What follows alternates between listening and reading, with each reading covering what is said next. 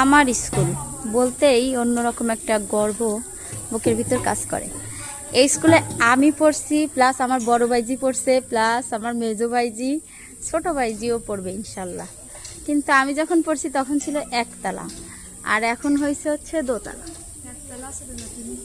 না, একতলা ছিল। ও তোমরা পড়িস একতলা, কিন্তু আমরা পড়িছি তিনের তলা। এই পাশে বেড়া দিয়ে তিন জায়গা তিন। ওই যে ওই পাশে এটা ভাঙছে, তারপরে ভাঙ্গিনি সব হচ্ছে বিল্ডিং মেলাকাল ফেলানো ছিল। তোমার ওই যে পুরনো হয়ে গেছিল তাই না? আমরা এই পাশে দালানেই পড়ছি, তোমরা টিনের ঘরে পড়িস। নিয়ম উল্টো, যারা সিনিয়র তারা হলো টিনের ঘরে পড়বে তা না, কিন্তু আমার ভাইজি পড়ছে টিনের ঘরে, আমি পড়ছি বিল্ডিং এ। বুঝতে পারতেছেন কিছু?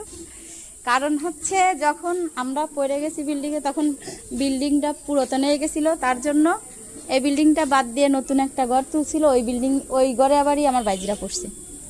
এখন আবার ছোট ভাই মেজো ভাইজি হচ্ছে দোতলায় পড়তেছে। ও কি উন্নত! আমরা যখন পড়ছি তখন শহীদ মিনার ছিল না।